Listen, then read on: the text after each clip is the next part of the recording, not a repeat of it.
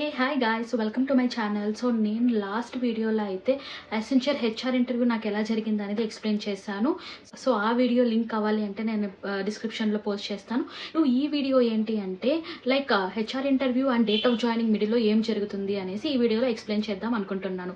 Accenture recruitment ప్రాసెస్లో last step అయితే HR interview అనమాట.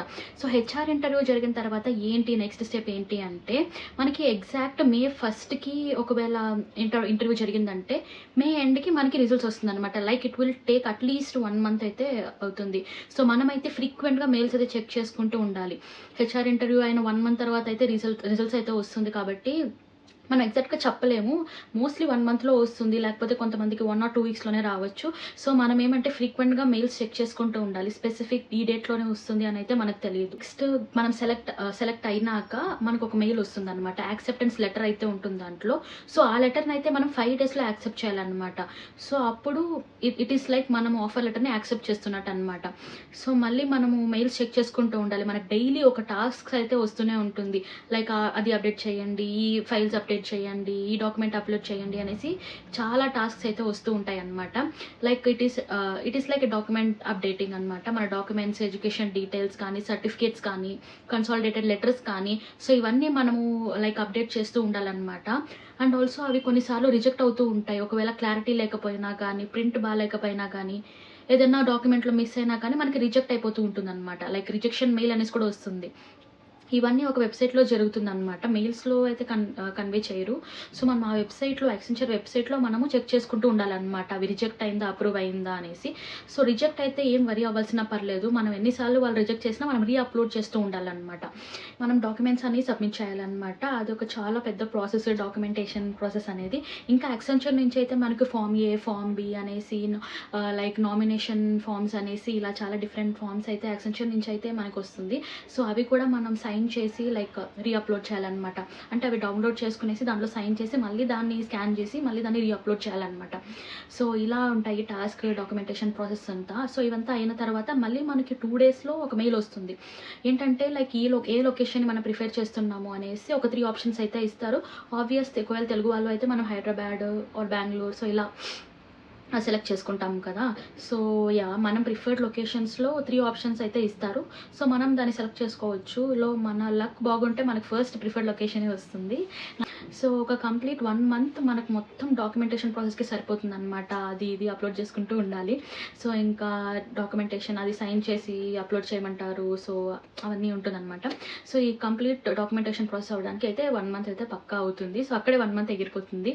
సో ఇంకా హెచ్ఆర్ సో ఎలా ఉంటుందంటే హెచ్ఆర్ రిజల్ట్స్ రావడానికి 1 మంత్, డాక్యుమెంటేషన్కి 1 మంత్, సో ఇలా 2 మంత్స్ అయిపోతుంది అనమాట. నెక్స్ట్ ఇంకా 3rd మంత్ అయితే మనకి ఆఫర్ లెటర్ అయితే వస్తుంది. మోస్ట్లీ 3 months అనమాట ఆఫర్ లెటర్కి. So date of joining mail అయితే వస్తుందన్నమాట. సో మనం ఏం ప్రిఫర్డ్ లొకేషన్ అయితే ఆప్ట్ చేసుకున్నామో సో ఆ లొకేషన్ డీటెయిల్స్, ఒకవేళ మనం షిఫ్ట్ అయ్యే టైంకి అకామిడేషన్ కావాలి అనుకుంటే అకామిడేషన్ కూడా ఇస్తారనమాట. సో అప్పుడు యాక్సెంచరే మనకి అకామిడేషన్ అయితే ప్రొవైడ్ చేస్తారు. మంచిగా హోటల్ అయితే ఇస్తారు. Like for 2 days or 1 week అనుకుంటా. లైక్ ఐ థింక్ 14 days అనుకుంటాను. సో మనం షిఫ్ట్ అవ్వగానే మనము వెళ్ళి అకామిడేషన్ తీసుకోవచ్చు. సో అక్కడ నుంచి మనం స్టే సర్చ్ చేసుకునేసి ఆ తర్వాత మనం షిఫ్ట్ అవ్వచ్చు అనమాట. సో ఆ డేట్ ఆఫ్ జాయినింగ్లోనే ఏ డేట్, ఏ టైమింగ్, ఏ బ్యాచ్, మనము ఏ బ్రాంచ్కి అయితే వెళ్ళాలి, యాక్సెంచర్ ఏ లొకేషన్కి వెళ్ళాలి అనేది మొత్తం డీటెయిల్స్ అంతా మెయిల్లో ఉంటుంది. అండ్ ఇంకొకటి ఏంటి అంటే సో మనకి లొకేషన్ అయితే ఇస్తారు, బట్ డిఫరెంట్ బిల్డింగ్స్ అయితే ఉంటుంది. లైక్ బెంగళూరు అయితే BDC 7A, BDC 11A అని, BDC 14A అనేసి ఇలా ఉంటుంది. సో అలా ఉన్నప్పుడు మనం ఆ లొకేషన్స్ కూడా మనం చూసుకోవాలి అన్నమాట. డేట్ ఆఫ్ జాయినింగ్ డే మనము ఏం చేయాలి అంటే మనం ఆల్రెడీ టాస్క్లో డాక్యుమెంటేషన్స్ చేసి ఉంటాం కదా, ఫామ్ ఏ, ఫామ్ బి అవన్నీ సైన్ చేసినవన్నీ కూడా మనం డౌన్లోడ్ చేసుకొని ప్రింట్అవుట్స్ అన్నీ క్యారీ చేయాలన్నమాట. అండ్ ఇంకొక మెయిన్ థింగ్ ఏమంటే పాన్ కార్డ్ ఒరిజినల్ మాత్రం తీసుకొని వెళ్ళాలి. సో అది చాలా ఇంపార్టెంట్. సో ఏ డాక్యుమెంట్ మనము మిస్ చేసినా పర్లేదు కానీ పాన్ కార్డ్ మాత్రం కంపల్సరీ తీసుకోవాలన్నమాట. సో పాన్ కార్డ్ లేకుండా అసలు లోపలికి కూడా అలో చేయరనమాట. అండ్ ఆధార్ కార్డ్ కూడా తీసుకొని వెళ్ళాలి, డ్రైవింగ్ లైసెన్స్ కానీ, పాస్పోర్ట్ ఇవన్నీ మ్యాండేటరీ. సో అవన్నీ మీరు డాక్యుమెంటేషన్ అప్లోడ్ చేసినప్పుడే తెలిసిపోతుంది. అండ్ వీటితో పాటు ఎడ్యుకేషన్ సర్టిఫికేట్స్, డాక్యుమెంట్స్ కూడా తీసుకొని వెళ్ళాలి. మనం ఏం అప్లోడ్ చేస్తామో ఆ డాక్యుమెంట్స్ అన్నీ మనం తీసుకొని వెళ్ళాలి. పాన్ కార్డ్ మాత్రం ఒరిజినలే ఉండాలి.